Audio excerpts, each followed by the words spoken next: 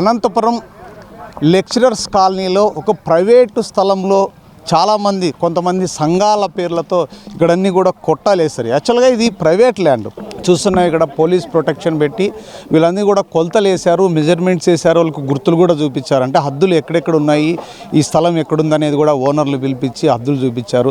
ఇక్కడ ఆర్డీఓ గారు ఉన్నారు, డిఎస్పీ గారు ఉన్నారు, సిఐలు, పెద్ద ఎత్తున బెటాలియన్ మహిళా పోలీసులు కూడా వచ్చారు. ఈ విధంగా ప్రైవేట్ స్థలాల్లో వేసుకోవడం ఎంతమాత్రం కరెక్ట్ అని వీళ్ళు నిన్న కలెక్టర్ గారిని కలిశారు, ఆర్డీఓ గారిని కలిశారు. అందరినీ కలిస్తే ఈరోజు పెద్ద ఎత్తున పోలీస్ ప్రొటెక్షన్ వచ్చి వీళ్ళందరికీ కూడా హద్దులు చూపించి వాళ్ళ స్థలాన్ని కూడా వాళ్ళకే అప్పచెప్పారు. ఇప్పటి నుంచి ఏమన్నా వస్తే మీరే కాపాడుకోండి అంటూ ఇప్పుడు పోలీసులు అయితే పెద్ద ఎత్తున రక్షణ కల్పిస్తూ ఈ స్థలాన్ని మాత్రం ఆ ఓనర్లకి చూపించారు. ఇక్కడ అమ్మ ఈ స్థలం ఎక్కడి నుంచి వచ్చింది మీకు?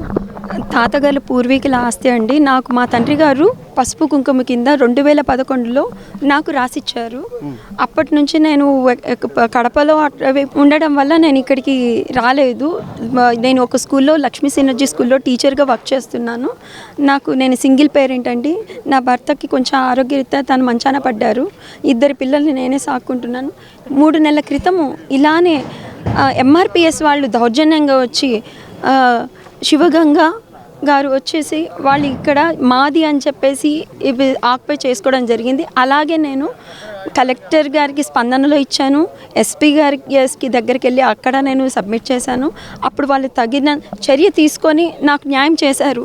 మళ్ళీ తిరిగి 3 నెలల తర్వాత మొన్న 4వ తారీఖు నుండి వాళ్ళు దౌర్జన్యంగా అతి కిరాతకంగా లోపలికి దూసుకొచ్చి మొత్తం కొట్టాలు అన్నీ వేసేసారు. ఇంక నేను వస్తే నానా దుర్భాష, నీ ఇంటికి వస్తాము, ఏమన్నా చేస్తామని ఇంకేదేదో మాట్లాడుతున్నారు. నాకు రక్షణ లేక నేను పోలీసు వారిని, కలెక్టర్ గారిని, ఎమ్మెల్యే గారిని అందరినీ వేడుకున్నాను. వాళ్ళు నాకు ఇప్పుడు వచ్చి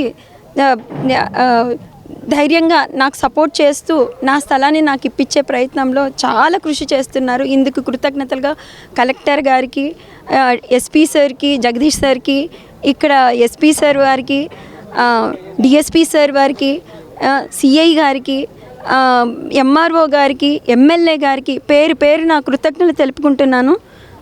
ఎమ్మెల్యేని ఎప్పుడు కలిసారు మీరు? నిన్న సాయంత్రం మెమరాండం ఇచ్చాను సార్. వాళ్ళు వెంటనే రెస్పాండ్ అయ్యి ఎంఆర్ఓ సార్కి వాళ్ళకి పంపించారు సార్. అక్కడ చేశారు సార్. నా ముందరే చేసి వాళ్ళు అక్కడికి వెళ్ళండి అమ్మా అని చెప్పి, మళ్ళీ కలెక్టరేట్ దగ్గర కూడా మీరు వెళ్ళి ఒకసారి ఇచ్చేయండి అని ఎస్పీ సార్కి కూడా నేను చెప్తానని వాళ్ళు చాలా స్పందన ఇచ్చారు సార్. నాకు చాలా బాగా రెస్పాండ్. ఎమ్మెల్యే గారు ఏమన్నారు మిమ్మల్ని ఇట్లా జరిగింది సార్ ఇది పరిస్థితి అంటే ఏమన్నారు? వెంటనే యాక్షన్ తీసుకున్నారు. నా ముందే కాల్ చేసి ఆయన లేదు ఈ అమ్మాయికి తగిన చర్య తీసుకొని మీరు ఎలాగని ఇప్పించాలని చెప్పేసి నా ముందే నిన్న చెప్పొచ్చాను. నాకు వెంటనే కూడా యాక్షన్ జరుగుతుంది. పోలీస్ వారి సహాయం మామూలుగా లేదు సార్. చాలా చాలా ప్రొటెక్టివ్గా చేస్తున్నారు. వీళ్ళందరూ సపోర్ట్ ఉండడం వల్ల ఈరోజు నేను వాళ్ళతో పోరాడుతున్నాను. ఇప్పుడు న్యాయం గెలిచింది అనుకుంటున్నావా? తప్పకుండా సార్, న్యాయం గెలిచిందనే అనుకుంటున్నాను. కొంచెం ఓపిక. ఇప్పుడు దీన్ని బట్టి ఏమర్థమవుతుందంటే ఏదైనా కూడా ఒక పద్ధతిగా జరగాలంటే కొంచెం టైం పడుతుంది. చాలామంది ఆవేశంతో గొడవలు పడి కొట్లాడుకొని ఇవన్నీ చూస్తే ఇవన్నీ లా అండ్ ఆర్డర్ సమస్య వచ్చే అవకాశం ఉంటుంది. ఈమె ఒక లీగల్గా ప్రొసీడ్ అయ్యారు. లీగల్గా ప్రొసీడ్ అయినప్పుడు కొంచెం టైం పడుతుంది. టైం లేట్ అయినా 2 రోజులు లేట్ అయినా ఖచ్చితంగా న్యాయం జరుగుతుంది. పోలీసు వాళ్ళు అండదండలు ఉంటాయి. కలెక్టర్ గారు కావచ్చు, ఎస్పీ గారు కావచ్చు, దీనిపైన తక్షణం స్పందించి ముఖ్యంగా ఎమ్మెల్యే గారు కూడా ఈ అమ్మాయికి ఖచ్చితంగా న్యాయం చేస్తామని 24 hours లోపలే ఈమెకు న్యాయం చేశారని ఈమె సంతోషం వ్యక్తం చేస్తుంది. ఇలాంటివి ఏమైనా సమస్యలు వస్తే చట్టపరంగా ఎదుర్కోవాలి, కానీ గొడవలు పడడం కూడా ఎంతమాత్రం కరెక్ట్ కాదనేది మనకు తెలుస్తుంది. ఇప్పుడు చూస్తున్నాం ఇక్కడ ఎంత పోలీస్ ప్రొటెక్షన్ వచ్చి ఒకవేళ న్యాయం ఎక్కడైనా ఉంటే ఖచ్చితంగా న్యాయం జరుగుతుందనే తెలియజేస్తున్నాము. ఇంకా ఏమంటారమ్మా ఈ సందర్భంగా? నేను చెప్పుకోవడానికి మాటలు కూడా రావట్లేదు సార్. వాళ్ళు చాలా త్వరగా యాక్షన్ తీసుకొని నాకు పిల్లలకి ఇదే ఆధారము, నాకు ఇంకేది లేదు, చదువుకోవడానికి నా పాప మెరిట్ స్టూడెంట్ బాగా ఇదవుతుంది. తన కోసం నేను ఇది ఏదో ఒకటి అమ్మేసి, ఇల్లు లేదు, నేను బాడిగింట్లో ఉంటున్నాను.